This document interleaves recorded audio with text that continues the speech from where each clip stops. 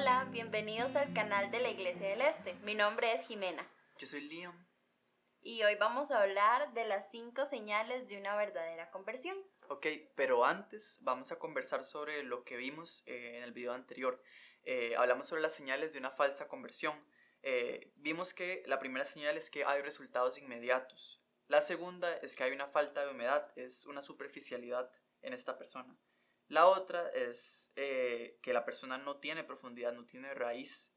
La cuarta es que una falsa conversión resulta en un gozo inmediato. Y la quinta es que esta persona cree por algún tiempo solamente y se aparta en el tiempo de la prueba.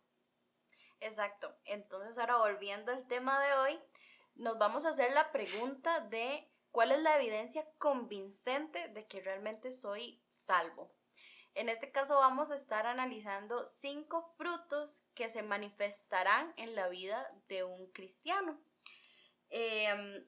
Podemos verlo en Mateo 7, del 15 al 20, pero sobre todo les voy a leer el versículo 20 que dice: así que por sus frutos los conoceréis. Esto es porque el cristiano va a manifestar estos frutos, nos va a demostrar si realmente es cristiano por cómo vive su cristianismo. Sí, y es que, bueno, esta persona cambió de naturaleza y como dice acá, el árbol malo no puede dar frutos buenos y el árbol bueno no puede dar frutos malos.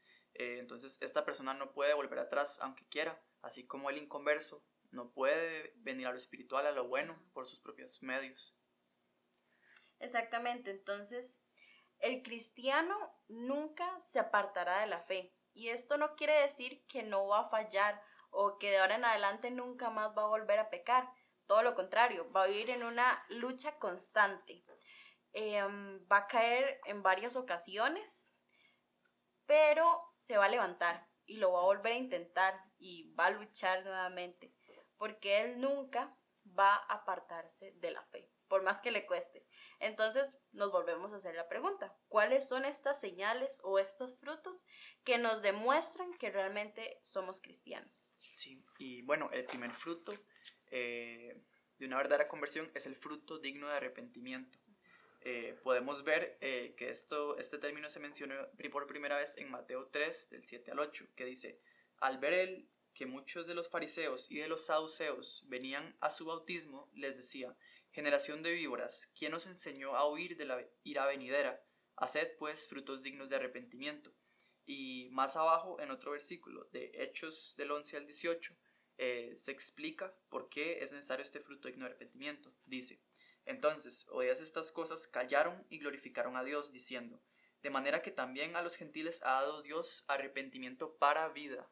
Entonces, el arrepentimiento está completamente ligado a la salvación.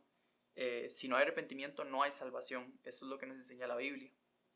Exacto, pero es importante también recalcar qué es arrepentimiento, porque no es como un término que solemos utilizar en nuestro diario vivir.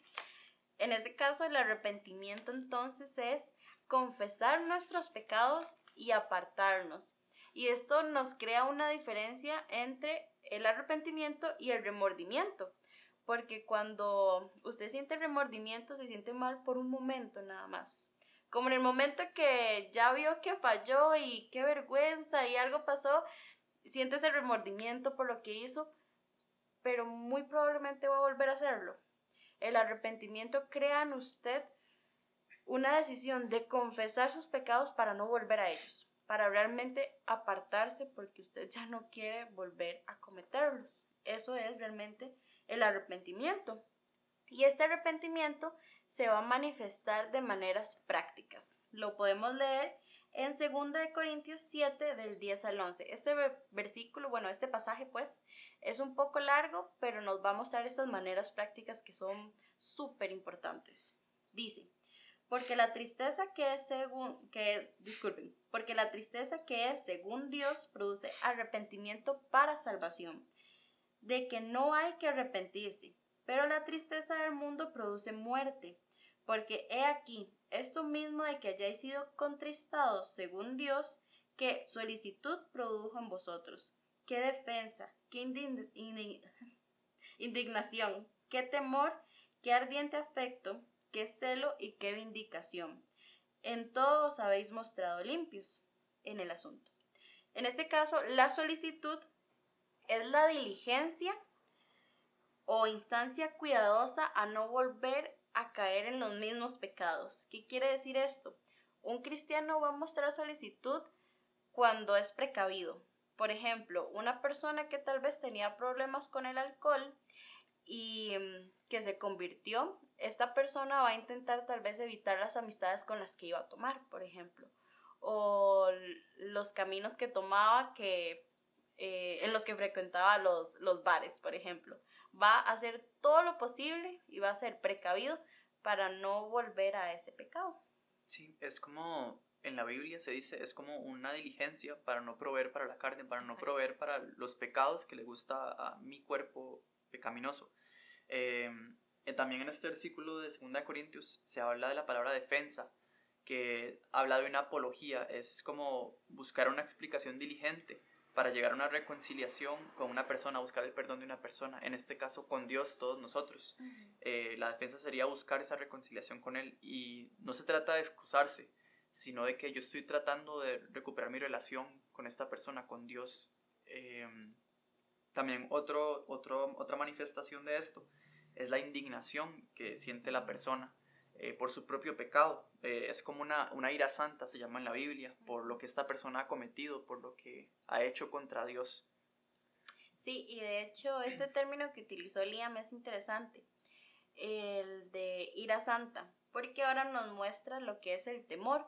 Y aquí también podemos llamarle como un temor santo, no es el típico temor de, ay, qué miedo me da esto, sino es un temor de, también voy a ser precavido, de, conozco las consecuencias que esto me puede traer, entonces prefiero evitarlas realmente. Y es porque sin el temor de Dios, los hombres no se apartan del mal. Eso nos dice Proverbios 16:6. Con misericordia y verdad se corrige el pecado, y con el temor de Jehová los hombres se apartan del mal. Entonces, la ausencia de un temor santo hacia Dios y hacia las consecuencias de nuestro pecado es una indicación de que no nos hemos arrepentido. Porque el que entiende el carácter de Dios y que realmente hemos infringido su ley, debería causarnos realmente temor para no volver a hacerlo. Entonces, estas acciones no son algo que quisiéramos ya en nuestra vida, entonces tememos por no volver a cometerlas, por así decirlo. Sí.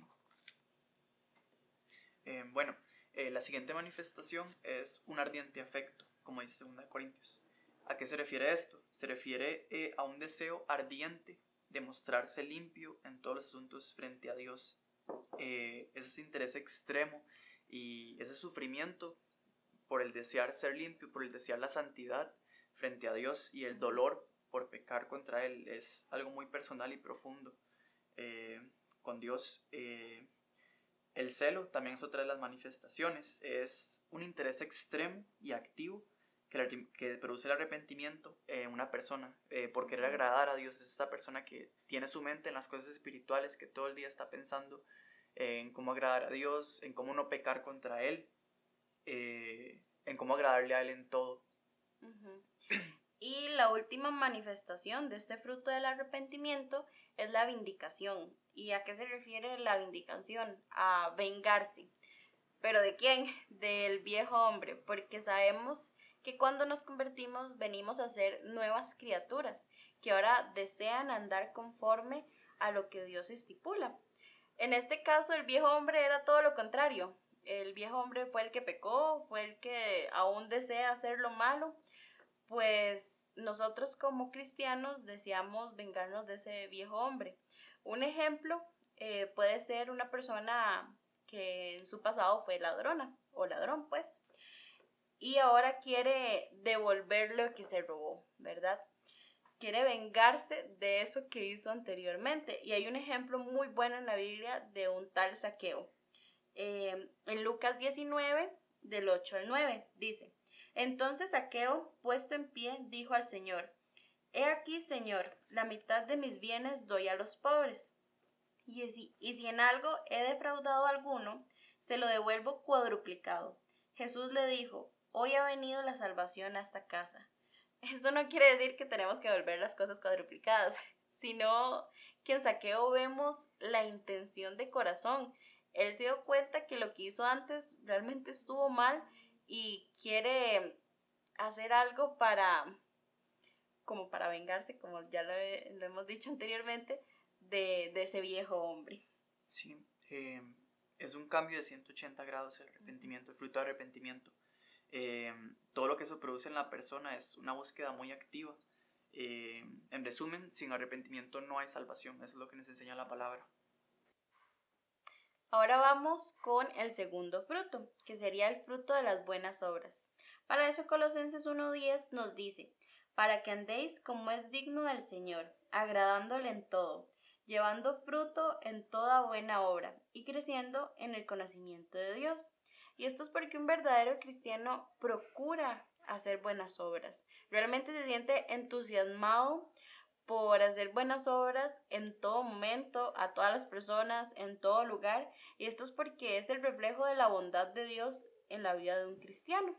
Entonces este cristiano realmente va a estar procurando ser un ejemplo de buenas obras. Sí, también para el inconverso tiene un punto a favor para ellos porque las personas en su mente conectan a Dios con la iglesia, con nosotros, con su cuerpo y así es una realidad. Entonces, si nosotros nos comportamos de una manera que deshonre la Biblia, deshonre a Dios, las personas van a querer ese pensamiento negativo de Dios. Entonces, cuando nosotros vivimos de esta manera, estamos creando credibilidad en el pensamiento de Dios que tienen las personas. Exactamente. Y por último, el punto número 3 o el tercer fruto, pues, es el buen fruto de los labios. Hebreos 13:15 nos dice, así que ofrezcamos siempre a Dios por medio de él sacrificio de alabanza, es decir, fruto de labios que confiesa su nombre. Y es que los labios de un cristiano deben confesar el nombre de Dios siempre. Y esto es porque debe de estarle agradecido, porque todo lo que tenemos es gracias a Dios. Por eso nuestros labios deben estar manifestando su nombre constantemente, agradeciéndole y, lo más importante, hablándole de él a otras personas que todavía no le conocen. Sí, y es que, bueno, si Dios está en el corazón de nosotros vamos a hablar de Él, como Jesús dijo en Mateo 12:34, que de la abundancia del corazón habla la boca. Entonces es verdadero. Exactamente. Y bueno, esto sería todo por el video de hoy. En el próximo video, para que estén pendientes, vamos a terminar esta sección viendo las otras dos señales de una verdadera conversión. En este caso, bueno, les agradecemos por estar viendo los videos y si tienen alguna consulta, duda con respecto a este tema o cualquier otra cosa, pueden dejárnoslo en el correo que va a estar en la descripción. Bueno, muchas gracias.